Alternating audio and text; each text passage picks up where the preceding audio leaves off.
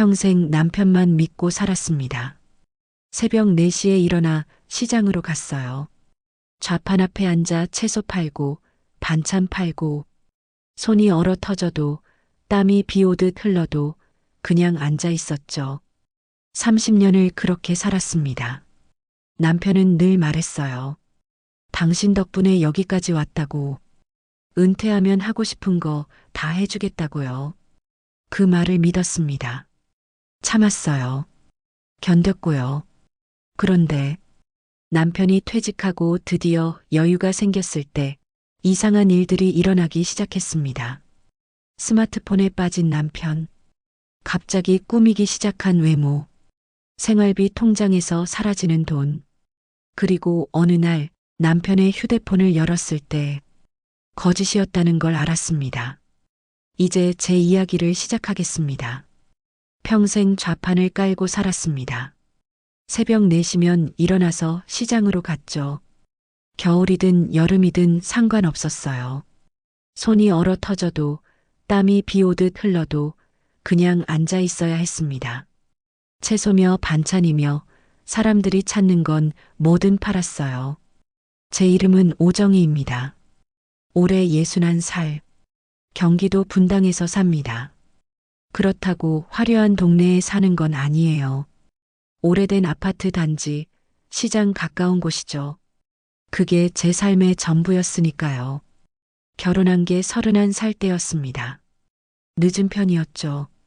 맞선으로 만난 남편 강세진. 그땐 참 성실해 보였어요. 중소기업에 다니는 평범한 직장인이었습니다.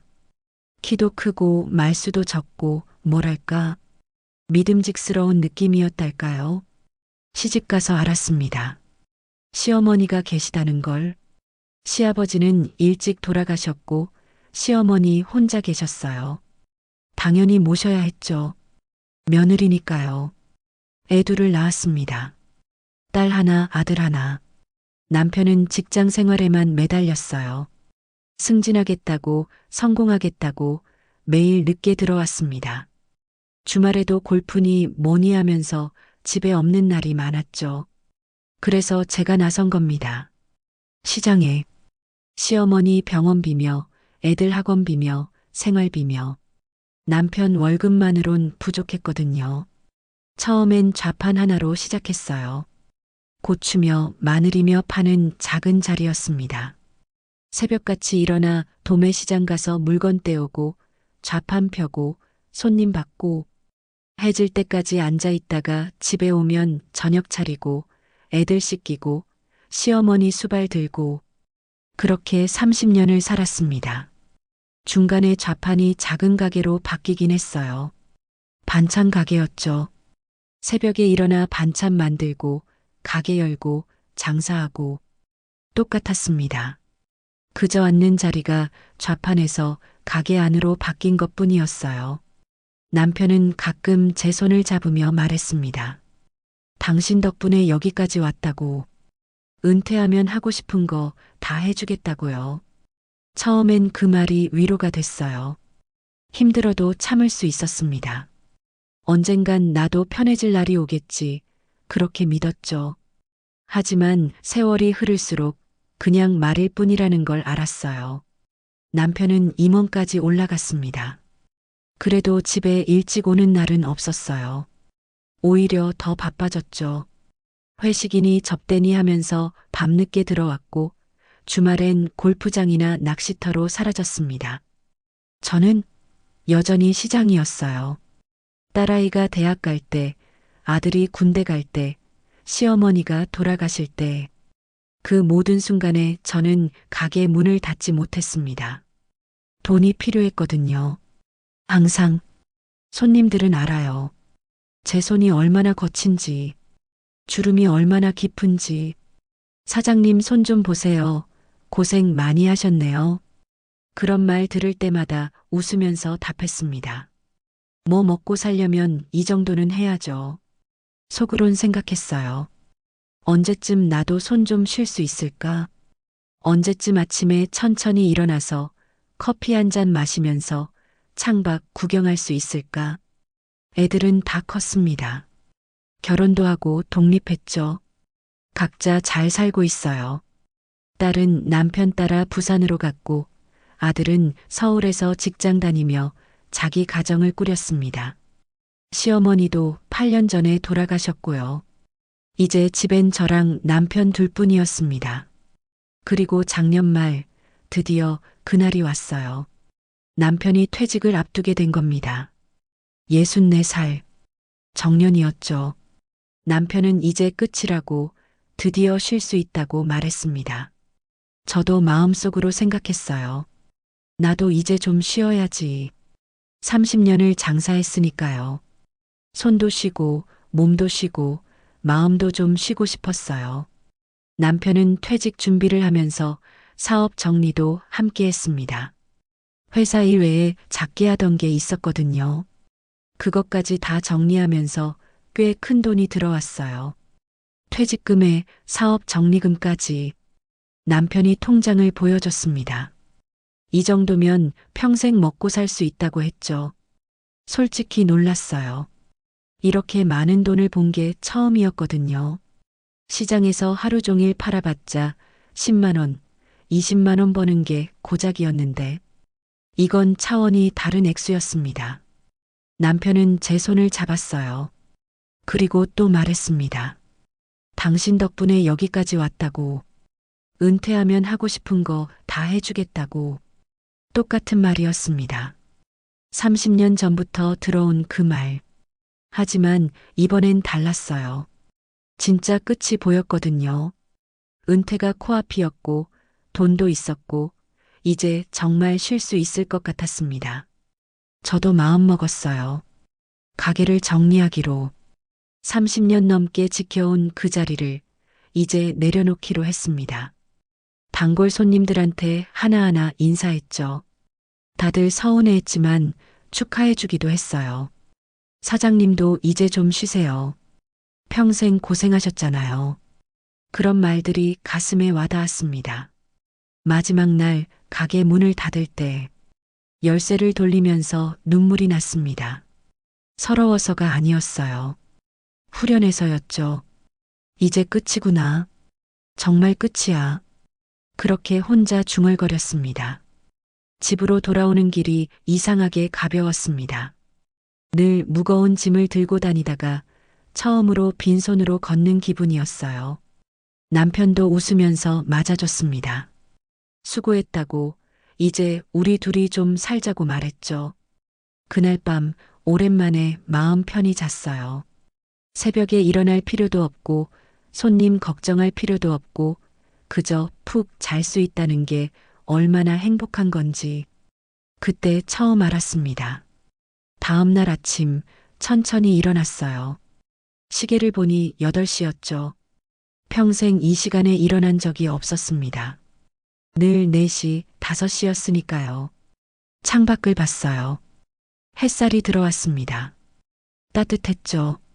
남편은 거실에서 신문을 보고 있었어요. 드디어 시작이었습니다. 30년을 기다린 제 삶이. 처음 며칠은 어색했습니다. 아침에 눈 뜨면 습관적으로 시계부터 봤어요. 새벽 4시가 아니라는 게 믿기지 않았거든요. 천천히 일어나 창밖을 보고 커피를 내려 마시고 그렇게 하루를 시작하는 게 낯설었습니다. 남편도 비슷했을 거예요. 평생 넥타이 매고 출근하던 사람이 갑자기 집에만 있으니까요. 처음엔 뭘 해야 할지 몰라 하더니 나중엔 거실에 앉아 신문 보고 TV 보고 그렇게 시간을 보냈습니다. 둘 다 적응하는 중이었죠. 새로운 삶에 돈 걱정은 없었어요. 퇴직금이랑 사업 정리금 합쳐서 꽤 됐거든요. 생활비 통장엔 늘 넉넉하게 돈이 있었고 남편은 가끔 제 손을 잡으며 말했습니다. 이제 마음 편히 쓰라고. 평생 고생했으니 당연한 거라고요. 그 말이 참 고마웠어요. 30년 넘게 한 푼 두 푼 아껴가며 살았는데 이젠 통장 잔고 걱정하지 않아도 된다는 게 신기했습니다. 일주일쯤 지났을 때 문득 생각했어요. 이제 뭐 하지? 그냥 집에만 있을 순 없었습니다. 평생 쉬지 않고 움직이던 사람이 갑자기 멈춰 있으니 답답했거든요. 손이 근질근질했어요. 뭔가 해야 할 것 같았습니다. 문화센터가 떠올랐습니다. 예전에 가게 앞 지나가다 봤던 그 간판. 글쓰기 수업, 수채화 수업, 요가 수업. 그런 걸 한다는 현수막이 걸려 있었죠. 그때마다 부러웠어요. 저렇게 여유롭게 취미 생활하는 사람들이 이젠 나도 할 수 있었습니다. 남편한테 말했어요. 문화센터 다녀보려고요. 남편은 좋다고 했습니다. 당연히 다녀야지. 이제 하고 싶은 거 다 하라고 했죠. 돈 걱정은 하지 말고 수업료도 뭐든 아끼지 말라고요. 그래서 다음 날 바로 갔습니다. 문화센터에 접수처 선생님이 친절하게 안내해 줬어요. 어떤 수업을 원하냐고 물었죠. 글쓰기요. 그리고 그림도요. 두 개 다 하고 싶어요. 그렇게 대답했습니다. 욕심 같았지만 평생 못 해본 거니까요. 이번 기회에 다 해보고 싶었어요. 등록하고 집에 오는 길이 즐거웠습니다. 가방 안엔 수업 교재랑 스케치북이 들어 있었죠. 새 학기 시작하는 학생처럼 설레었어요. 첫 수업 날이 왔습니다. 긴장됐어요. 평생 공부랑은 담 쌓고 살았거든요. 초등학교 졸업이 전부였고 그나마 제대로 다니지도 못했습니다. 시장 바닥에서 배운 게 다였죠. 글쓰기 수업에 들어갔을 때 다들 저보다 나이가 비슷하거나 조금 젊었습니다. 선생님도 부드러운 분이었어요. 오늘은 자기소개부터 해볼까요? 선생님이 말했습니다. 한 명씩 돌아가며 이름과 수업 듣는 이유를 말했죠. 다들 비슷했어요. 애들 키우느라 일하느라 바빴는데 이제 좀 여유가 생겨서 온 거였습니다. 제 차례가 왔습니다. 오정이라고 합니다. 시장에서 30년 넘게 장사했어요. 이제 가게 접고 처음으로 제가 하고 싶은 걸 해보려고요. 그렇게 말했더니 다들 박수 쳐줬습니다. 잘 오셨다고 함께 재미있게 해보자고 했죠. 가슴이 뭉클했어요. 수업은 생각보다 어렵지 않았습니다. 선생님이 천천히 설명해줬고 옆 사람도 도와줬어요. 글 쓰는 게 서툴렀지만 그래도 재미있었습니다. 수채화 수업도 마찬가지였어요. 물감 묻힌 붓으로 종이에 색을 칠하는 게 신기했습니다. 평생 그릇이나 냄비만 만지던 손으로 그림을 그린다는 게요. 처음엔 선도 삐뚤고 색도 번지고 영 엉망이었어요. 하지만 선생님은 괜찮다고 했습니다. 처음이니까 당연하다고 계속 하다 보면 좋아진다고요. 수업 끝나고 다 같이 커피 마시러 갔습니다. 문화센터 앞 카페였어요. 다들 수다 떨면서 웃었죠. 서로 그림 보여주고 칭찬하고 격려하고 이런 게 사는 거구나. 그런 생각이 들었습니다. 30년 동안 손님 앞에 앉아 물건만 팔았는데 이젠 친구들이랑 커피 마시며 웃고 있다는 게 신기했어요. 집에 돌아와서 남편한테 말했습니다. 수업 정말 재미있었다고요. 남편도 기뻐했어요. 표정이 밝아졌다고 그렇게 즐겁게 지내라고 했습니다.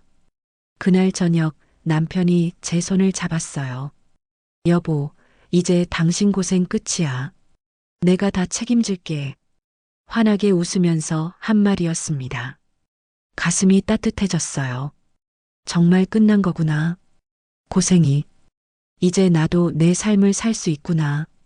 그날 밤엔 정말 편하게 잤습니다. 내일 뭐 하지? 누구 만나지? 어떤 그림 그리지? 그런 생각하면서 잠들었어요.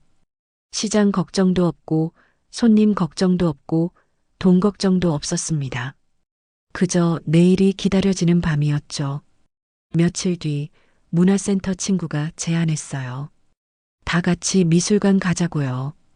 좋아요. 저도 가고 싶어요. 바로 대답했습니다. 미술관이라니 평생 한 번도 가본 적 없었거든요. 시간도 없었고 돈도 아까웠고 그냥 저랑은 상관없는 곳이라고 생각했죠. 하지만 이젠 달랐습니다. 시간도 있고 돈도 있고 무엇보다 마음의 여유가 생겼어요. 미술관은 조용했습니다. 사람들이 그림 앞에 서서 오래 바라보고 있었죠. 저도 따라 해봤어요. 그림을 천천히 보는 거요. 처음엔 뭐가 좋은 건지 잘 몰랐습니다.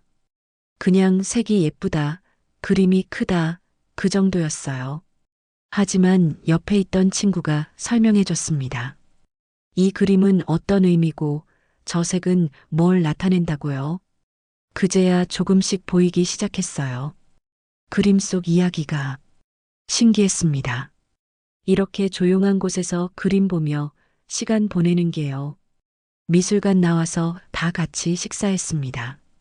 파스타 먹고 커피 마시고 수다 떨고 행복했어요. 진짜로. 집에 오니 남편이 반겼습니다. 어땠냐고 물었죠. 좋았어요. 정말 좋았어요. 미소 지으며 대답했습니다. 남편도 웃었어요.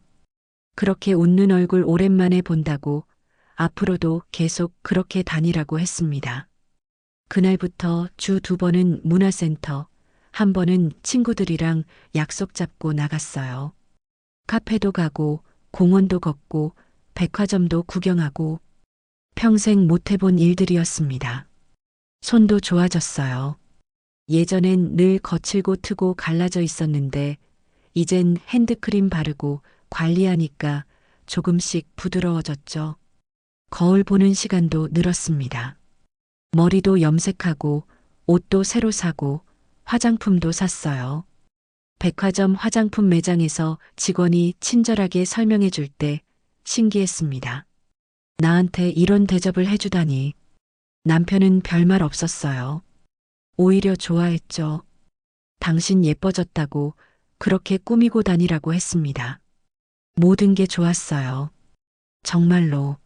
아침에 천천히 일어나고 여유롭게 아침 먹고 문화센터 가서 수업 듣고 친구들 만나고 집에 와서 저녁 준비하고 이런 게 평범한 삶이구나. 그렇게 느꼈습니다. 30년을 기다렸던 시간이었어요. 드디어 제 차례가 온 거였죠. 남편도 저도 둘 다 웃으며 살았습니다. 통장엔 돈이 넉넉했고 미래는 밝아 보였어요. 이제 행복하게 살 수 있을 거라고 믿었습니다. 진심으로요. 그때부터였습니다. 남편이 이상해지기 시작한 게 평생 기계치였던 사람이에요. 리모컨도 제대로 못 만지던 남편이 갑자기 스마트폰만 들여다보는 거였습니다. 처음엔 그러려니 했어요. 은퇴하고 할 일 없으니까 유튜브라도 보나 보다. 뉴스라도 보려나 보다. 그렇게 생각했죠. 하지만 뭔가 달랐습니다. 아침 식사 때였어요. 된장찌개 끓여서 상 차리고 앉았는데 남편이 밥 먹다 말고 휴대폰을 꺼냈습니다. 톡! 알림 소리가 났어요. 남편이 화들짝 놀라며 확인했습니다. 그리고 뭔가 답장을 했죠. 손가락이 바쁘게 움직였어요. 여보, 밥 먹을 때는 좀 놔둬요. 그렇게 말했습니다. 남편은 미안. 하고는 휴대폰을 놓았어요. 하지만 눈은 계속 휴대폰 쪽으로 가더라고요. 다음 날도 마찬가지였습니다. 저녁 먹을 때도 TV 볼 때도 남편 손엔 늘 휴대폰이 있었어요. 화면을 계속 확인했습니다. 뭘 그렇게 보는지 몰라도 집중하는 모습이었죠. 이상했어요. 예전엔 휴대폰 전화 받는 것도 서툴렀거든요. 문자도 잘 못 보냈고 카톡은 아예 안 썼어요. 그런 사람이 갑자기 하루 종일 휴대폰만 만지니까 이상하지 않겠어요? 한 번은 물어봤습니다. 요새 휴대폰을 왜 그렇게 보냐고요? 남편은 그냥 심심해서 본다고 했어요. 유튜브도 보고 뉴스도 보고 친구들이랑 연락도 하고 그런다고요. 그럴 수도 있겠다 싶었습니다. 은퇴하고 집에만 있으니 할 일이 없잖아요. 그래서 휴대폰이라도 보는 거겠지. 하지만 뭔가 느낌이 이상했어요. 밤에 잘 때도 그랬습니다. 예전엔 휴대폰을 그냥 아무렇게나 놓고 잤어요. 침대 옆 탁자에 올려두거나 그냥 바닥에 두거나 했죠. 근데 요샌 달랐습니다. 꼭 뒤집어 놓고 잤어요. 화면이 안 보이게요. 왜 그렇게 놓고 자냐고 물었습니다. 남편은 빛 때문에 그런다고 했어요. 알림 오면 화면 켜지잖아요. 그게 눈부셔서 잠이 안 온다고 했습니다. 맞는 말이긴 했어요. 하지만 그전엔 그런 거 신경도 안 썼는데요. 며칠 더 지나니까 더 심해졌습니다. 화장실 갈 때도 휴대폰을 들고 갔어요. 샤워할 때도 문 밖에 두고 갔고요. 심지어 쓰레기 버리러 나갈 때도 주머니에 넣고 나갔습니다. 왜 그렇게 휴대폰을 안 떼놓냐고 물었어요. 남편은 웃으면서 말했습니다. 요새 재미있는 게 많아서 그런다고요. 영상도 보고 게임도 하고 그렇게 시간 보낸다고 했죠. 게임이요? 남편이요? 놀라웠어요. 평생 게임이랑은 담쌓고 살던 사람이었거든요. 애들이 게임한다고 하면 그렇게 시간 낭비하지 말라고 했던 사람이요. 어떤 게임이에요? 물어봤습니다. 남편은 대충 얼버무렸어요. 그냥 퍼즐 게임 같은 거라고, 심심풀이로 하는 거라고 했습니다. 그런가 보다 했어요. 하지만 뭔가 석연치 않았습니다. 알림 소리에 반응하는 모습도 이상했어요. 톡! 소리만 나면 바로 확인했습니다. 누가 시킨 것도 아닌데 자동으로 손이 가더라고요. 그리고 확인하고 나서 표정도 묘했어요. 웃기도 하고 당황하기도 하고 뭔가 숨기는 것 같기도 하고 한 번은 제가 옆에 있을 때 알림이 왔어요. 남편이 휴대폰을 들더니 화면을 가렸습니다. 몸을 살짝 돌려서 제가 안 보이게요. 왜 그렇게 보냐고 물었습니다. 남편은 아무것도 아니라고 했어요. 그냥 광고 문자라고. 근데 표정이 어색했어요. 이상했습니다. 정말로. 문화센터 친구들한테 물어봤어요. 남편들도 그러냐고요. 친구들은 고개를 저었습니다. 휴대폰 보긴 보는데 그 정도는 아니라고 했죠. 오히려 잘 안 본다고 귀찮아한다고 했어요. 그럼 우리 남편만 이상한 건가? 집에 돌아와서 남편을 봤습니다. 역시나 휴대폰만 보고 있었어요. 소파에 앉아서 화면에 집중하고 있었죠. 무슨 보는데요? 물어봤습니다. 남편은 화면을 끄면서 대답했어요. 뉴스 보고 있었다고. 그러면서 휴대폰을 주머니에 넣었습니다. 저녁 먹을 때도 마찬가지였어요. 밥 먹다가도 톡 소리 나면 확인하고 답장 보내고 다시 밥 먹고 반복이었습니다. 여보, 밥은 먹고 해요. 그렇게 말했죠. 남편은 알았다고 했어요. 근데 또 알림 오면 확인했습니다. 점점 더 신경 쓰이기 시작했어요. 밤에 잘 때도 그랬습니다. 남편이 먼저 자리에 누웠는데 휴대폰을 계속 보고 있었어요. 앉아요? 물었습니다. 남편은 곧 잔다고 했어요. 조금만 더 본다고. 그러면서도 화면에서 눈을 떼지 않았습니다. 1시간쯤 지났을까요? 남편이 드디어 휴대폰을 내려놓았어요. 역시나 화면을 아래로 향하게 뒤집어서요. 그리고 잠들었습니다. 저는 잠이 안 왔어요. 옆에서 자는 남편을 봤습니다. 휴대폰은 뒤집혀 있고 남편은 편하게 자고 있었죠. 뭔가 이상했어요. 확실히. 하지만 뭐라고 말하긴 어려웠습니다. 혹시 제가 예민한 건가 싶기도 했고요. 다음 날 문화센터 갔다 왔습니다. 집에 도착했을 때 남편이 소파에 앉아 있었어요. 역시나 휴대폰을 보고 있었죠. 제가 문 열고 들어가니까 깜짝 놀라는 표정이었습니다. 그리고 급하게 휴대폰을 엎었어요. 왜 그래요? 물었습니다. 남편은 아무것도 아니라고 했어요.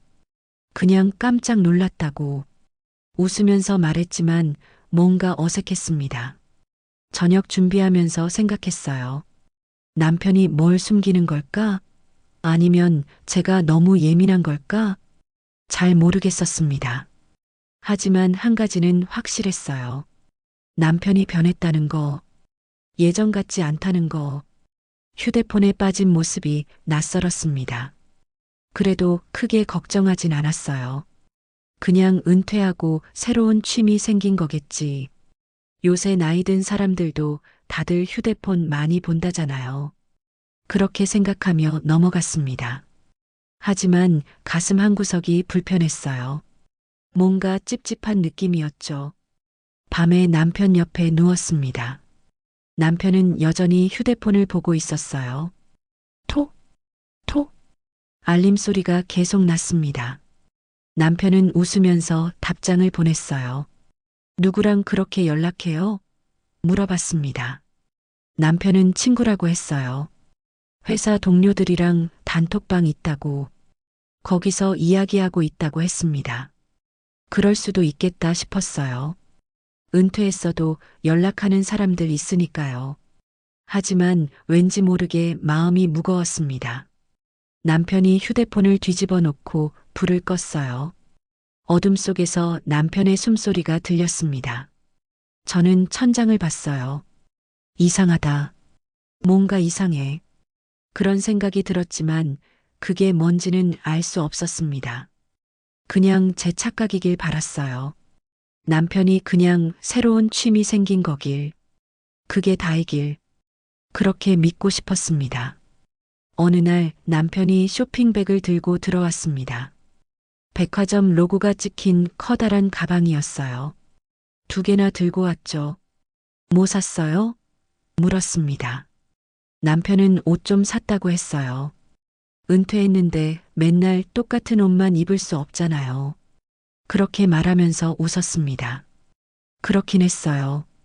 평생 회사 다닐 때 입던 정장이랑 무채색 셔츠만 입었으니까요. 검정, 회색, 남색. 그게 다였죠. 가방 안을 봤습니다. 깜짝 놀랐어요.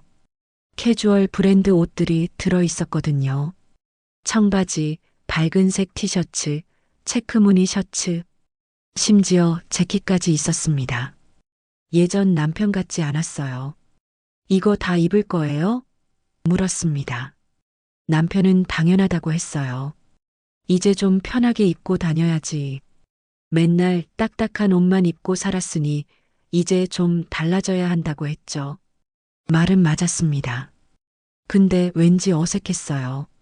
다음 날 남편이 새 옷을 입고 나왔습니다.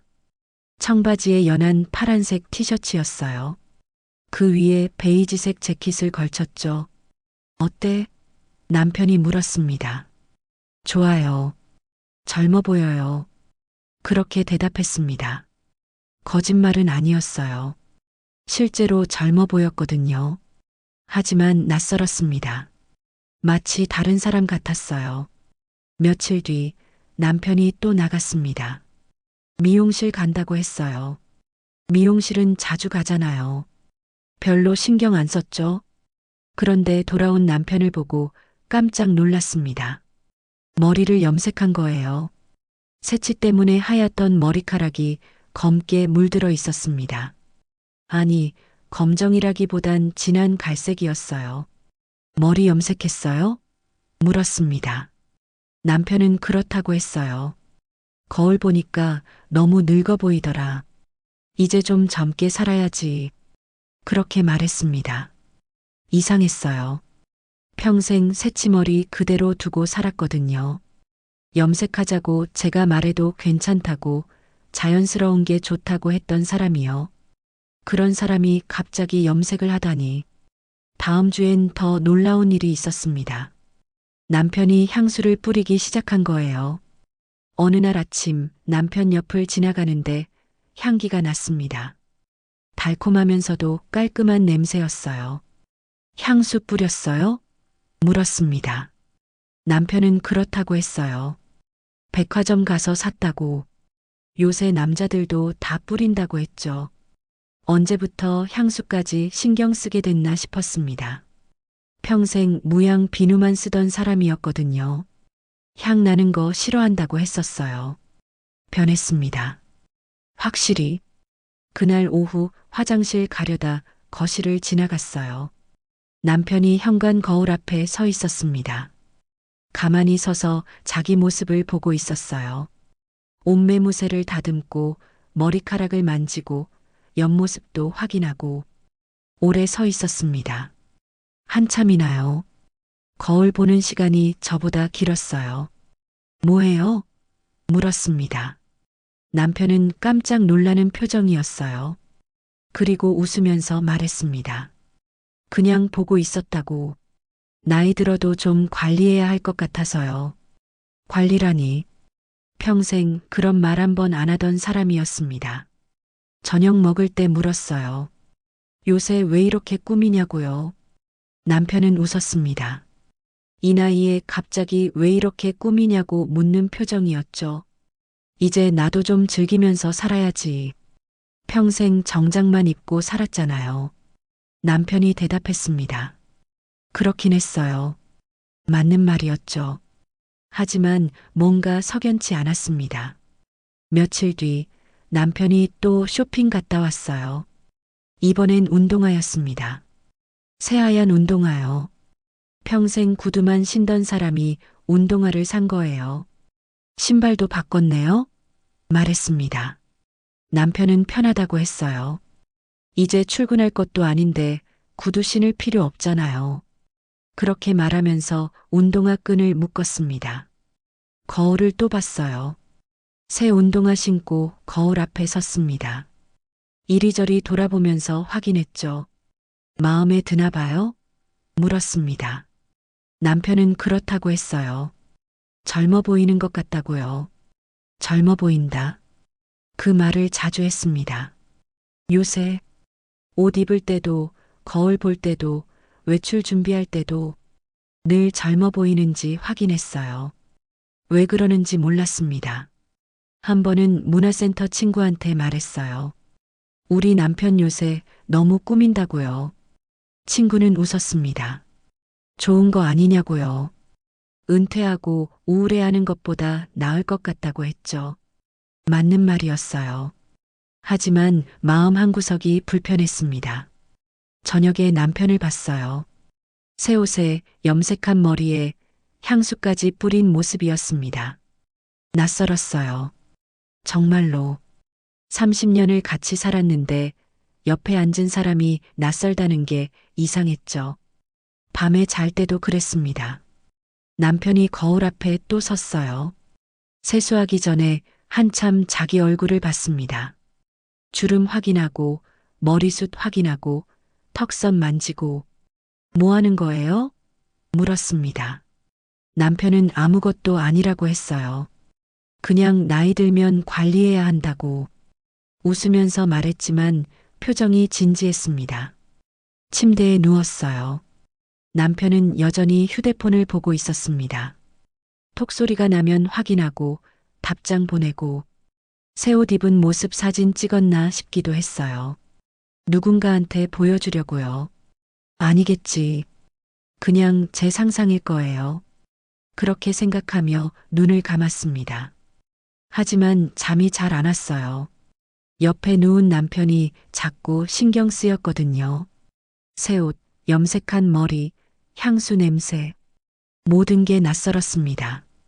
이 사람이 정말 제가 아는 남편 맞나 싶었어요. 다음 날 아침 남편이 일찍 일어났습니다. 어디 가냐고 물었어요. 산책 좀 하고 올게요. 남편이 말했습니다. 새 옷을 입고 향수를 뿌리고 거울 한 번 더 보고 나갔어요. 문 닫는 소리가 들렸습니다. 저는 거실에 앉아 있었어요. 남편이 앉았던 소파에 향수 냄새가 남아 있었습니다. 낯선 냄새였어요. 평생 같이 살면서 맡아본 적 없는 냄새였죠. 가슴이 답답했습니다. 뭔가 잘못됐다는 느낌이 들었어요. 확실히. 하지만 뭐라고 말할 순 없었습니다. 그냥 느낌일 뿐이었으니까요. 남편이 돌아왔을 때 물었습니다. 산책 어땠어요? 남편은 좋았다고 했어요. 날씨도 좋고 기분도 좋고 웃으면서 말했지만 뭔가 숨기는 것 같았습니다. 휴대폰을 확인하는 모습도 그랬고요. 저는 아무 말 안 했어요. 그냥 지켜보기로 했습니다. 뭔가 있을 거라는 확신이 들었지만 아직은 확실하지 않았으니까요. 그날 밤 남편이 또 거울 앞에 섰습니다. 오래 서 있었어요. 자기 모습을 보면서 저는 그 뒷모습을 봤습니다. 낯선 사람 같았어요. 정말로 휴대폰 알림이 울렸습니다. 생활비 통장 출금 알림이었어요. 자주 오는 거라 신경 안 썼죠. 마트에서 장 봤나 보다. 주유했나 보다. 그 정도로만 생각했습니다. 며칠 뒤 또 알림이 왔어요. 이번엔 백화점이었습니다. 30만 원 출금. 남편이 옷 샀나 싶었어요. 요새 옷 자주 사니까요. 그렇게 넘어갔습니다. 하지만 알림이 계속 왔어요.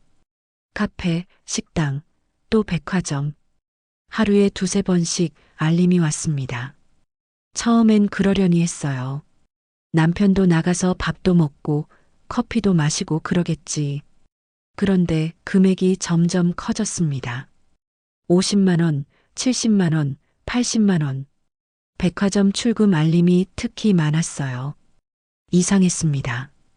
어느 날 오후 문화센터 수업 끝나고 휴대폰을 봤어요. 알림이 와 있었습니다. 한국백화점 150만 원 출금. 깜짝 놀랐어요. 150만 원이라니. 도대체 뭘 샀길래 그렇게 큰 돈이 나간 거죠? 집에 돌아와서 물었습니다. 여보, 오늘 백화점 갔어요?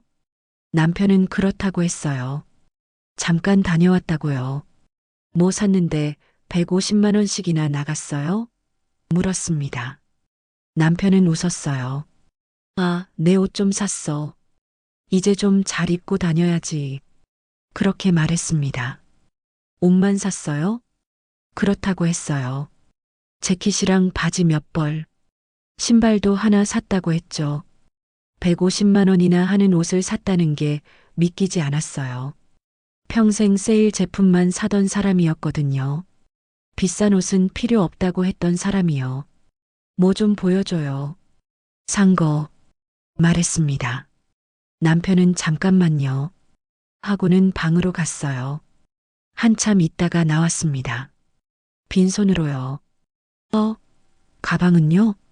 남편은 차에 두고 왔다고 했어요. 내일 꺼내올게요. 웃으면서 말했지만 표정이 어색했습니다.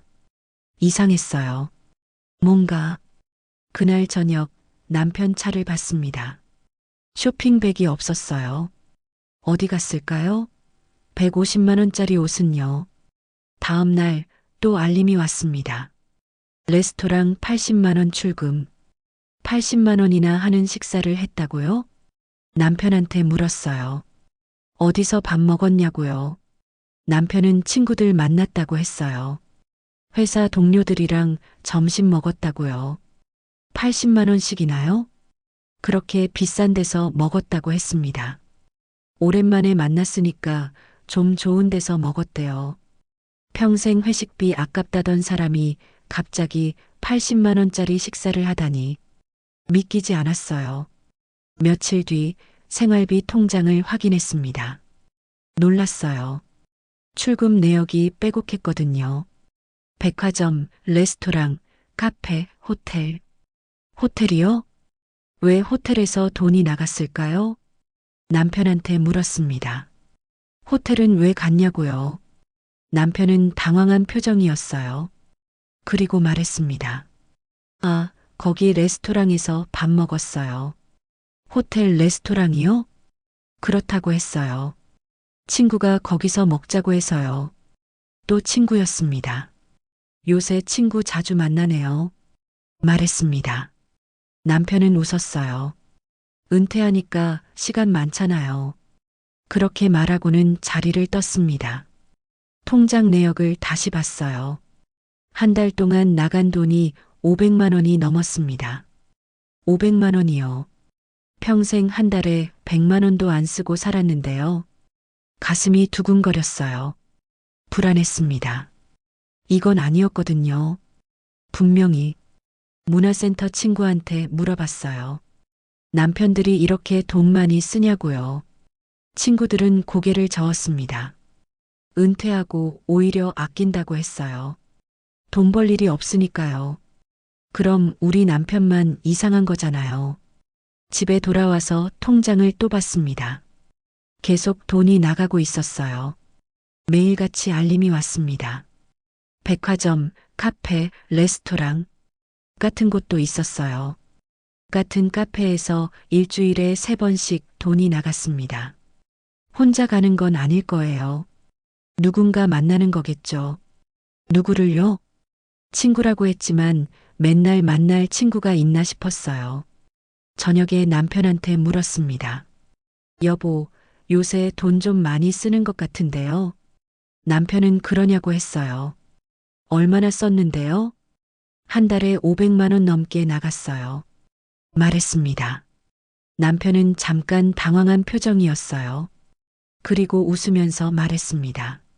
아, 요새 좀 샀죠. 옷도 사고 친구들도 만나고. 이제 여유 있잖아요. 여유가 있어도 너무 많이 쓰는 것 같아요. 남편은 괜찮다고 했어요. 이 정도 쓰고도 남는다고. 걱정하지 말라고 했습니다. 하지만 걱정이 됐어요. 이렇게 쓰다간 금방 바닥날 것 같았거든요. 다음 날 또 알림이 왔습니다. 한국백화점 200만 원 출금. 이번엔 200만 원이었어요. 전화했습니다. 남편한테 여보, 지금 어디예요? 밖이에요.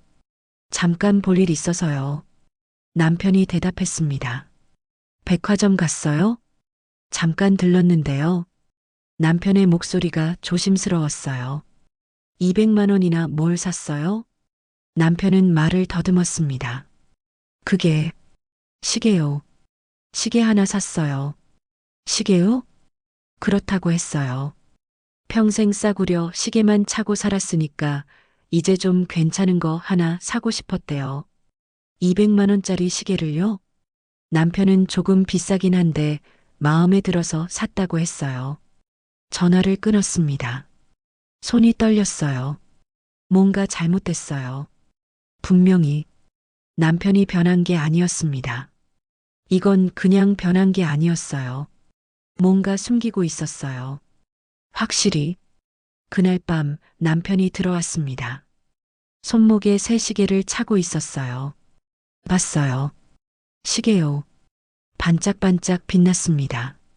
비싸 보였어요. 확실히 남편은 웃으면서 보여줬어요. 어때요? 괜찮죠? 좋네요. 대답했지만 목소리가 떨렸습니다. 밤에 잠을 잘 수 없었어요. 옆에 누운 남편을 봤습니다. 새 시계를 찬 손이 보였어요. 누구한테 보여주려고 산 걸까요? 친구들한테요? 아니면 다른 누군가한테요? 모르겠었습니다. 하지만 한 가지는 확실했어요. 뭔가 숨기고 있다는 거, 돈을 쓰면서까지 숨기고 싶은 게 있다는 거, 가슴이 답답했습니다. 휴대폰을 봤어요. 또 알림이 와 있었습니다. 카페 3만 원 출금. 밤 11시에 카페를 갔다고요? 남편은 옆에서 자고 있었어요. 아니, 자는 척하고 있었습니다. 휴대폰을 뒤집어 놓은 채로요. 알고 싶었어요. 진실이. 하지만 무서웠습니다. 알고 나면 돌이킬 수 없을 것 같았거든요. 그래도 알아야 했어요. 이대로는 안 됐습니다. 내일 확인해 봐야겠다고 생각했습니다. 통장 내역을 자세히 보고 남편한테 제대로 물어봐야겠다고요. 더 이상 넘어갈 순 없었습니다. 눈을 감았어요. 하지만 잠은 오지 않았습니다. 문화센터 가는 날이었습니다. 평소처럼 수업 듣고 친구들이랑 커피 마시러 갔어요. 카페 앞에서 기다리는데 누군가 다가왔습니다. 여자였어요. 45쯤 돼 보이는 화려한 옷을 입은 여자였습니다. 키가 크고 날씬했어요. 머리는 긴 웨이브에 화장도 진했죠. 하지만 촌스럽진 않았어요. 오히려 우아했습니다. 여자가 웃으며 인사를 건넸어요. 목소리가 부드러웠습니다. 말투도 조심스러웠고요. 인사를 받았습니다. 자기소개를 했어요. 요가 수업 듣는 장윤아라고요. 저를 본 적 있다고 했습니다. 저도 문화센터 다닌다고 말했어요. 글쓰기랑 그림 배운다고요. 유나는 환하게 웃었어요. 저를 언니라고 불렀습니다. 자기보다 한참 위인데도요. 그림 잘 그리시더라고 칭찬했어요. 고맙다고 답했습니다. 아직 서툴다고 했죠. 유나는 계속 웃고 있었어요. 뭔가 친근하게 다가오는 느낌이었습니다. 친구들이 나왔고 같이 카페로 들어갔어요. 유나도 따라 들어왔습니다. 자연스럽게요. 같이 앉아도 되냐고 물었고 친구들은 괜찮다고 했어요. 유나는 우리 옆에 앉았어요. 주문하고 수다에 끼어들었죠. 말을 잘했어요. 재미있게요. 웃기는 이야기도 하고 공감도 잘하고 친구들이 금방 좋아했습니다. 저도 나쁘진 않았어요. 처음엔요. 세련된 사람이구나. 그렇게 생각했습니다. 하지만 뭔가 느낌이 이상했어요. 말투는 부드러운데 눈빛은 달랐거든요. 뭔가 계산하는 것 같았습니다. 사람 보는 눈빛이 그랬어요. 훑어보듯이요. 며칠 뒤 또 마주쳤습니다. 문화센터 복도에서였어요. 유나가 먼저 알아봤어요. 언니라고 부르며 반갑게 인사했습니다. 인사를 받았죠. 수업 끝났냐고 물었고 그렇다고 답했어요. 유나도 끝났다고 했습니다. 같이 커피 마시자고 제안했죠. 괜찮다고 했어요. 같이 카페로 갔습니다. 유나는 이것저것 물어봤어요. 남편은 뭐 하는지, 자녀는 몇인지, 어디 사는지 대답해줬습니다. 별 생각 없이요. 남편이 은퇴했다니 좋겠다고 했어요. 이제 둘이 여유롭게 지낼 수 있겠다고요. 그렇다고 웃으며 대답했어요. 유나도 웃었습니다. 그런데 눈은 웃지 않았어요. 며칠 뒤 이상한 일이 있었습니다. 마트에서 장 보고 나오는데 유나가 보였어요. 남자랑 같이 있었습니다. 나이 든 남자였어요. 60 정도 돼 보였죠. 유나는 그 남자 팔을 잡고 웃고 있었습니다. 친밀하게요. 남편인가 싶었어요. 하지만 뭔가 느낌이 달랐습니다. 다음 날 문화센터 친구한테 물어봤어요. 유나 남편 있냐고요. 친구는 고개를 저었습니다. 이혼했대요. 몇 년 전에요. 그렇구나 싶었어요.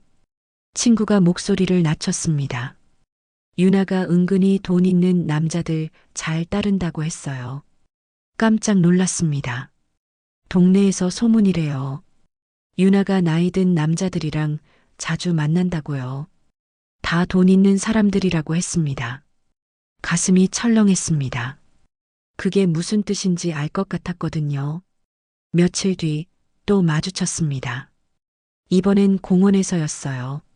산책하고 있는데 유나가 보였습니다. 또 남자랑 같이 있었어요. 이번엔 다른 남자였습니다. 역시 나이 들어 보였죠. 유나는 그 남자한테 뭔가 말하면서 웃고 있었어요.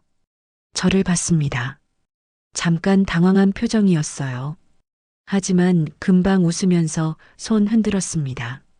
저도 손 흔들어 줬어요. 하지만 마음이 불편했습니다. 집에 돌아와서 생각했어요. 유나가 돈 있는 남자들을 따른다고 했죠. 우리 남편도 은퇴금 받았어요. 돈이 있죠. 혹시, 설마요. 아니에요. 아닐 거예요. 그렇게 생각하려 했습니다. 다음 날 문화센터에 갔어요. 수업 끝나고 나오는데 복도에서 목소리가 들렸습니다. 익숙한 목소리였어요. 남편 목소리였습니다. 깜짝 놀랐어요. 남편이 왜 여기 있죠? 모퉁이를 돌았습니다. 남편이 서 있었어요. 유나랑 같이요. 둘이 이야기하고 있었습니다. 유나가 웃고 있었어요. 남편도 웃고 있었죠. 유나가 남편 팔을 살짝 쳤습니다. 장난스럽게요. 남편이 당황한 표정으로 웃었어요. 저는 그 자리에 서 있었습니다. 움직일 수가 없었어요. 유나가 저를 봤습니다. 표정이 굳었어요. 그리고 웃었습니다. 어머, 언니라고 했어요. 여기 있었냐고요. 남편도 저를 봤습니다. 당황한 표정이었어요. 분명히 왜 여기 왔냐고 물었습니다. 남편은 잠깐 말을 못했어요. 그리고 대답했습니다. 그냥 산책하다 들렀다고요. 유나를 우연히 만났다고 했습니다. 우연이라고 했습니다. 하지만 둘의 분위기가 우연 같지 않았어요. 너무 편해 보였거든요. 유나가 말했습니다. 제 남편인 줄 처음 알았다고요. 아는 분이었다면서요. 아는 사이냐고 물었습니다. 유나는 웃었어요. 아니래요. 방금 복도에서 마주쳤대요. 인사만 나눴다고 했습니다. 남편도 고개를 끄덕였습니다. 하지만 믿어지지 않았어요. 방금 본 모습이 그냥 인사 나누는 사이 같지 않았거든요. 집으로 돌아왔습니다. 남편은 말이 없었어요. 저도 말을 안 했습니다. 뭐라고 해야 할지 몰랐거든요. 그날 밤 남편을 봤어요. 휴대폰을 보고 있었습니다. 역시나요. 톡 소리가 났어요. 남편이 확인했습니다. 그리고 웃었어요. 누구한테 온 거냐고 물었습니다. 남편은 친구라고 했어요. 역시나 친구였습니다. 하지만 저는 알았어요. 유나일 거라는 걸요. 다음 날 문화센터 친구한테 물어봤습니다. 유나가 우리 남편 아냐고요. 친구는 고개를 갸웃했어요. 모른다고 했습니다. 어제 둘이 같이 있는 거 봤다고 말했어요. 친구 표정이 굳었습니다. 조심하래요. 뭘 조심하냐고 물었죠. 유나를 조심하라고 했어요. 위험한 사람이래요. 왜냐고 물었습니다. 친구가 말했습니다. 유나가 예전에 다른 남자들이랑 문제 있었대요. 다 유부남이었다고 했죠. 가슴이 내려앉았습니다. 집에 돌아와서 남편을 봤어요. 새 옷 입고 향수 뿌리고 거울 보고 있었습니다. 누구 만나러 가냐고 물었습니다. 남편은 아니래요. 그냥 산책 좀 한다고요. 거짓말이었습니다. 분명히 밤에 통장을 확인했어요. 또 돈이 나갔더라고요. 카페, 레스토랑, 백화점. 이제 알 것 같았습니다. 누구랑 쓴 돈인지요. 유나였어요. 분명히. 하지만 확실하진 않았습니다. 증거가 없었거든요. 며칠 뒤 유나를 또 봤어요. 문화센터 앞에서였습니다. 유나가 다가왔어요. 웃고 있었지만 눈빛이 차가웠습니다. 남편 잘 지내냐고 물었어요. 잘 지낸다고 답했습니다. 다정하신 분 같다고 했어요. 부럽다고요. 그 말투가 이상했어요. 마치 남편을 잘 아는 것처럼 들렸거든요. 집에 돌아와서 남편한테 물었습니다. 유나랑 친하냐고요. 남편은 아니래요. 그냥 아는 사이라고요. 거짓말. 눈빛을 보면 알 수 있었어요. 그날 밤 잠이 안 왔습니다. 옆에 누운 남편을 봤어요. 휴대폰은 뒤집혀 있었고 남편은 자는 척하고 있었습니다. 알고 싶었어요. 진실을요. 하지만 무서웠습니다. 알고 나면 끝일 것 같았거든요. 그래도 알아야 했어요. 더 이상은 못 참겠더라고요. 의심만 하고 있을 순 없었어요. 확인해야 했습니다. 그날 저녁 남편이 화장실에 갔어요. 거실 탁자에 휴대폰이 놓여 있었습니다. 평소엔 절대 두고 가지 않았는데 급하게 간 모양이었어요. 심장이 뛰었습니다. 지금이었어요. 기회는 지금뿐이었습니다. 떨리는 손으로 휴대폰을 들었어요. 화면을 켰습니다. 비밀번호는 알고 있었죠. 결혼기념일이었으니까요. 카톡을 열었습니다. 대화창이 떴어요. 맨 위에 유나 이름이 있었습니다. 손이 떨렸어요. 너무 떨려서 휴대폰을 떨어뜨릴 뻔했습니다. 눌렀어요. 유나와의 대화창을요. 화면에 글자들이 떴습니다. 오빠 오늘 선물 고마워요. 하트 이모티콘까지 붙어 있었어요. 다음 주 제주도 일정 확인했어요. 유나가 보낸 메시지였습니다. 제주도라니. 남편이 답장한 게 보였어요. 알았어요. 나도 기대돼요. 가슴이 무너졌습니다. 스크롤을 올렸어요. 떨리는 손으로요. 대화가 끝없이 이어져 있었습니다. 오빠 오늘 만나서 좋았어요. 다음에 또 봐요. 어제 그 옷 정말 잘 어울렸어요. 멋있었어요. 보고 싶어요. 빨리 보고 싶네요. 남편도 답장을 보냈더라고요. 나도 보고 싶어요. 내일 봐요. 예쁘네요. 그 옷 잘 어울려요. 다음 주 여행 가면 좋겠어요. 숨이 막혔습니다. 계속 올렸어요. 스크롤을요. 한 달 전, 두 달 전, 석 달 전. 메시지가 끝없이 나왔습니다. 그리고 송금 내역도 보였어요. 카톡 송금 기능으로 보낸 거였습니다. 50만 원, 100만 원, 200만 원. 생활비 통장에서 유나한테 보낸 돈이었어요. 눈물이 났습니다. 하지만 울 수 없었어요. 남편이 나올 시간이었거든요. 급하게 사진을 찍었습니다. 대화 내용, 송금 내역 다 찍었어요. 손이 떨려서 제대로 찍히는지도 모르겠었지만 계속 찍었습니다. 화장실 문 열리는 소리가 들렸어요. 급하게 휴대폰을 원래 자리에 놓았습니다. 남편이 나왔어요. 저는 소파에 앉아 있었습니다. 태연한 척하면서요. 남편은 휴대폰을 집어들었어요. 확인하고 주머니에 넣었습니다. 아무것도 몰랐어요. 제가 봤다는 걸요. 저녁 먹으라고 했습니다. 목소리가 떨렸지만 참았어요. 남편은 식탁에 앉았습니다. 평소처럼 밥을 먹었어요. 아무렇지 않게요. 저는 밥이 넘어가지 않았습니다. 앞에 앉은 사람이 낯설었어요. 30년을 같이 산 사람인데 이렇게 모를 수가 있구나. 저녁 먹고 남편은 거실로 갔어요. 역시나 휴대폰을 봤습니다. 웃고 있었어요. 화면 보면서요. 유나한테 답장 보내는 거겠죠. 저는 방으로 들어갔습니다. 문을 닫고 침대에 앉았어요. 하루 종일 멍하니 앉아 있었습니다. 아무 생각도 안 났어요. 머릿속이 하얘졌거든요. 30년을 함께 산 사람인데 그 생각만 계속 맴돌았습니다. 30년이요. 30년을요. 시장에서 장사하며 애 키우고 시어머니 뒷바라지하고 하루하루 버텼던 그 시간들. 남편은 늘 말했잖아요. 당신 덕분이라고. 은퇴하면 행복하게 해주겠다고요. 거짓말이었습니다. 다요. 눈물이 났어요. 주르르 흘렀습니다. 하지만 소리는 내지 않았어요. 남편이 들을까 봐요. 밤이 깊었습니다. 남편이 들어왔어요. 역시나 휴대폰을 보면서요. 불을 끄고 누웠습니다. 휴대폰은 뒤집어 놓고요. 저는 천장을 봤어요. 잠이 올 리 없었습니다.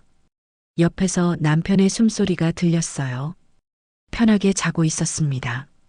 저는 울고 있는데 남편은 편하게 자고 있었어요. 새벽까지 잠을 못 잤습니다. 그냥 천장만 보고 누워 있었어요.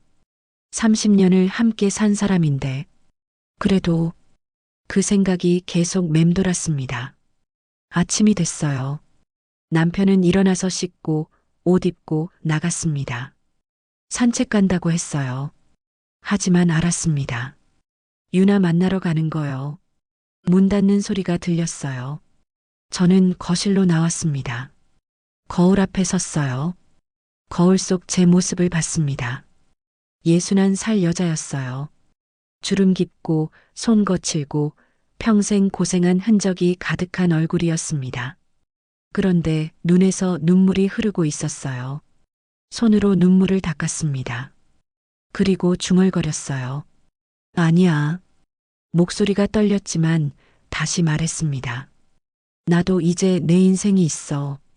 거울 속 제 눈을 봤어요. 슬픈 눈이었지만 동시에 단단해지는 눈이었습니다. 30년을 참았어요. 견뎠어요. 하지만 이번엔 아니었습니다. 휴대폰을 들었어요. 아까 찍어둔 사진들을 봤습니다. 증거였어요. 명백한요. 이제 알았습니다. 무엇을 해야 하는지요. 참는 게 아니었어요. 넘어가는 것도 아니었습니다. 싸워야 했어요. 제 인생을 위해서요. 거울을 다시 봤습니다. 이제 눈물은 안 났어요. 대신 단단한 결심이 보였습니다. 남편이 돌아올 때까지 기다렸어요. 조용히요. 하지만 마음속으론 준비하고 있었습니다. 전쟁을요. 증거는 있었습니다. 하지만 그것만으론 부족했어요. 제대로 준비해야 했습니다. 다음 날 문화센터 친구한테 전화했어요. 은행원 출신인 친구였습니다. 믿을 수 있는 사람이었죠. 만나자고 했어요. 급한 일이 있다고요. 카페에서 만났습니다. 친구한테 모든 걸 말했어요. 남편이 바람 피운 것, 돈 보낸 것, 다요. 친구는 놀랐습니다. 하지만 금방 정신을 차리고 말했어요. 통장 내역 다 가져오래요. 최근 1년치요. 그날 바로 집에 가서 챙겼습니다. 생활비 통장, 남편 개인 통장, 카드 명세서 다 복사했어요. 며칠 동안 친구랑 만나 정리했습니다. 남편이 유나한테 보낸 돈을 하나하나 표시했어요. 카톡 송금, 백화점 구매, 레스토랑, 호텔, 모든 내역을 정리했습니다. 총 800만 원이 넘었어요. 친구가 말했습니다. 이 정도면 증거 충분하다고요. 변호사 만나보래요. 다음 날 혼자 법률사무소에 갔습니다. 평생 가본 적 없는 곳이었어요. 떨렸습니다. 하지만 가야 했어요.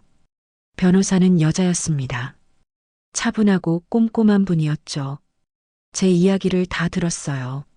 증거도 다 봤습니다. 고개를 끄덕이면서 말했어요. 재산분할 충분히 가능하다고요. 불륜 증거가 명백하니까 유리하다고 했습니다. 퇴직금의 절반은 당연히 제 것이고 위자료도 받을 수 있대요. 얼마나 받을 수 있냐고 물었습니다. 변호사가 계산해 줬어요. 퇴직금 절반의 위자료까지 합치면 꽤 큰 금액이었습니다. 평생 고생한 값이었죠. 합의서를 준비하기로 했어요. 변호사가 만들어주겠대요. 며칠 뒤 합의서를 받았습니다. 읽어봤어요. 제 권리가 다 적혀 있었습니다. 이제 남편한테 보여줄 차례였어요. 하지만 혼자는 싫었습니다. 아이들을 불렀어요. 딸한테 전화했습니다. 부산에서 올라오라고 했어요. 급하다고요. 아들한테도 전화했어요. 서울에서 와달라고요. 둘 다 놀라면서 물었습니다. 무슨 일이냐고요. 와서 얘기하겠다고 했어요. 아빠 일이라고만 했습니다. 이틀 뒤 아이들이 왔어요. 걱정하는 표정이었습니다. 엄마한테 무슨 일 있나 싶었겠죠. 거실에 앉혔습니다. 모든 걸 보여줬어요. 휴대폰 사진, 통장 내역, 변호사 상담 내용까지요. 아이들은 말이 없었습니다. 딸이 먼저 울음을 터뜨렸어요. 그리고 소리쳤습니다. 아빠가 어떻게 엄마한테 이럴 수 있냐고요. 아들은 서류를 계속 들여다봤어요. 믿기지 않는다는 표정이었습니다. 아들은 아닐 거라고, 실수라고, 착각이라고 말해달라고 했습니다. 하지만 저는 알았어요. 실수가 아니라는 걸요. 그날 저녁 남편을 불렀습니다.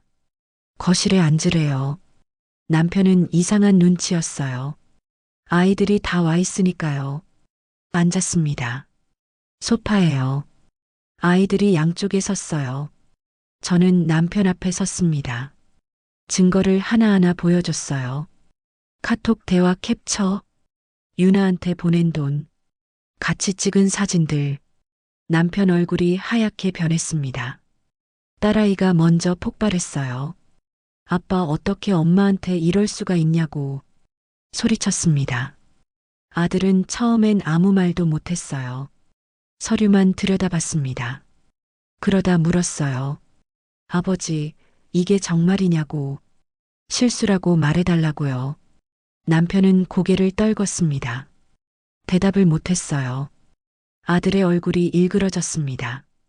자기가 아버지를 잘못 봤다고 떨리는 목소리로 말했어요. 남편이 무릎을 꿇었습니다. 바닥에 주저앉아 빌었어요. 미안하다고, 잘못했다고, 용서해달라고 했습니다. 하지만 저는 흔들리지 않았어요. 30년을 참았습니다. 견뎠어요. 하지만 이번엔 아니었습니다.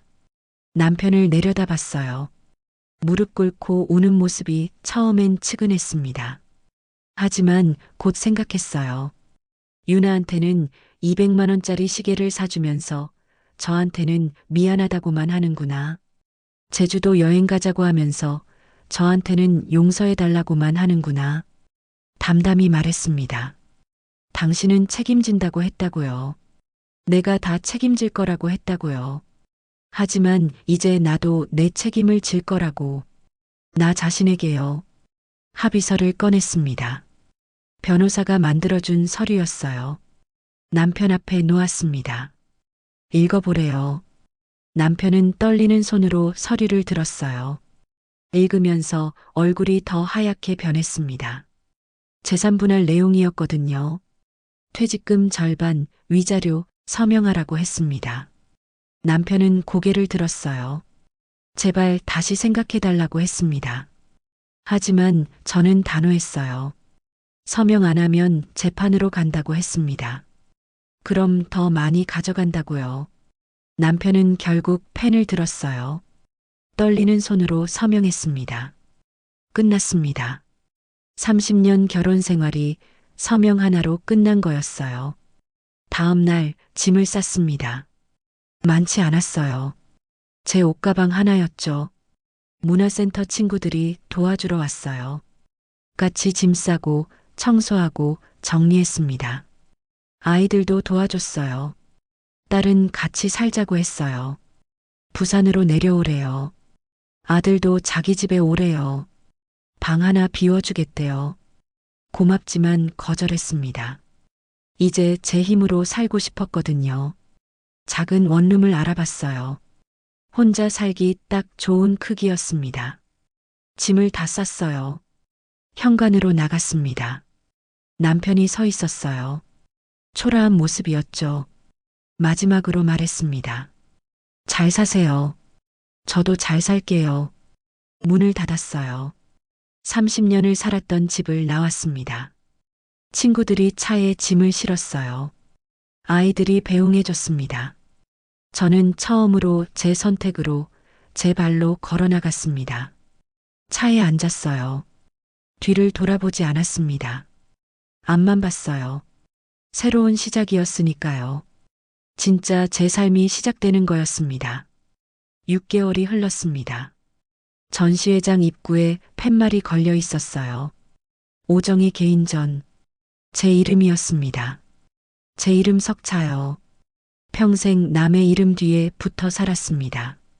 누구 아내, 누구 엄마, 누구 며느리. 하지만 오늘은 달랐어요. 처음으로 제 이름으로 서는 자리였습니다. 떨렸어요. 가슴이 두근거렸죠. 하지만 무섭지는 않았습니다. 오히려 설레었어요. 아이들이 왔습니다.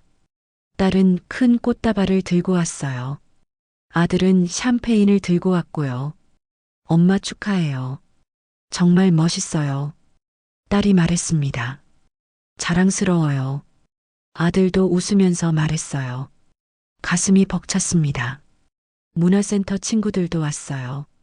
다 같이 모여서 샴페인을 터뜨렸습니다. 펑 소리와 함께 거품이 튀었죠. 언니 진짜 멋있어요. 친구가 말했어요. 이게 다 언니 힘이에요.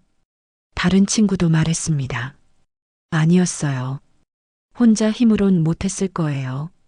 친구들이 도와줬고, 아이들이 응원해줬고, 그래서 여기까지 온 겁니다. 전시회장을 둘러봤어요. 벽에 제 그림들이 걸려 있었습니다. 서툴렀어요. 아직도요. 하지만 제 마음이 담겨 있었습니다. 하나하나예요. 시장에서의 삶을 그린 그림도 있었어요. 새로운 시작을 그린 그림도 있었고요. 사람들이 그림 앞에 섰습니다. 천천히 보면서 고개를 끄덕였어요. 누군가 제게 다가왔습니다. 그림 정말 좋네요. 진심이 느껴져요. 그렇게 말했어요. 고맙습니다. 웃으면서 답했습니다. 남편 생각이 났습니다. 어디서 어떻게 사는지 모릅니다. 알고 싶지도 않아요. 아이들한테 들으니 작은 원룸에서 혼자 산대요. 유나는 떠났다고 했습니다. 당연했죠. 돈이 없으니까요. 유나는 다른 남자를 만난다는 소문을 들었습니다. 역시나 나이든 돈 있는 남자래요. 하지만 그것도 이젠 제 관심사가 아니었습니다. 중요한 건 오늘 이 자리였어요. 제 그림 앞에 선 사람들의 미소요. 아이들의 자랑스러운 눈빛이요. 친구들의 축하요. 그리고 무엇보다 제 자신이었습니다. 화장실 거울 앞에 섰어요. 거울 속 제 모습을 봤습니다. 61살 여자였어요. 주름도 있고 손도 거칠고 젊지 않았습니다. 하지만 웃고 있었어요. 환하게요. 평생 거울 앞에서 이렇게 웃어본 적 없었습니다. 늘 지쳐 있었고, 늘 참고 있었고, 늘 누군가를 위해 살았죠. 하지만 이제는 달랐어요. 저를 위해 살고 있었습니다. 전시회장으로 돌아왔어요. 사람들이 웃으면서 이야기하고 있었습니다. 제 그림을 보면서요. 딸이 손을 잡았어요. 아들도 어깨를 감싸 안았습니다. 친구들이 다가와 사진을 찍자고 했어요. 다 같이 모여섰습니다. 치즈. 누군가 외쳤어요. 카메라 플래시가 터졌습니다. 그 순간 생각했어요. 61년을 살았습니다. 그중 30년은 다른 사람을 위해 살았어요. 하지만 이제는 달랐습니다. 나를 찾았거든요. 비로소요. 전시회는 성공적이었습니다. 많은 사람이 왔고 그림도 몇 점 팔렸어요. 돈이 목적은 아니었지만 기뻤습니다. 제 그림을 사겠다는 사람이 있다는 게요. 저녁이 됐어요. 아이들이랑 친구들이랑 같이 식사했습니다. 웃고 떠들고 축하하고 행복했어요. 진짜로요. 집에 돌아왔습니다. 작은 원룸이었어요. 혼자 살기 딱 좋은 크기였죠. 침대에 누웠습니다. 천장을 봤어요. 고요했습니다. 남편 휴대폰 소리도 없고 눈치 볼 일도 없고 그냥 조용했어요. 좋았습니다. 눈을 감았어요. 내일은 뭐 하지? 그림 더 그릴까? 친구들 만날까? 생각하니 설레었습니다. 내일이 기다려졌어요. 모레도 그 다음 날도요. 비로소 나를 찾았습니다. 오정이라는 사람을요. 그리고 이제 알았어요. 인생은 끝난 게 아니라는 걸요. 지금부터가 진짜 시작이라는 걸요. 제 이야기를 들어주셔서 고맙습니다. 30년을 참았습니다. 견뎠어요. 시장 바닥에서, 좌판 앞에서, 뜨거운 여름에도 추운 겨울에도 그냥 앉아 있었죠. 그게 제 일이었으니까요. 아내의 일, 엄마의 일, 며느리의 일. 늘 누군가를 위해 살았습니다. 남편을 위해, 아이들을 위해, 시어머니를 위해 제 몫은 없었어요. 제 시간도, 제 꿈도, 제 행복도요. 그렇게 사는 게 당연한 줄 알았습니다. 여자니까, 아내니까, 엄마니까. 하지만 배신당했습니다. 평생을 함께 산 사람한테요. 처음엔 무너졌어요. 30년이 한순간에 무너지는 것 같았죠. 그래도 일어났습니다. 왜냐고요? 제 인생이 아직 끝나지 않았으니까요. 61살 늦었다고요? 아니에요. 이제 시작입니다. 이제야 저를 찾았거든요. 오정이라는 사람을요. 누군가의 아내도 누군가의 엄마도 아닌 그냥 오정이요. 늦었다고 생각하지 마세요. 지금이 가장 빠른 때니까요. 저는 이제서야 비소로 제 인생이 시작되었어요. 고맙습니다. 제 이야기가 누군가에게 용기가 됐으면 좋겠습니다. 당신도 할 수 있어요. 저도 했으니까요.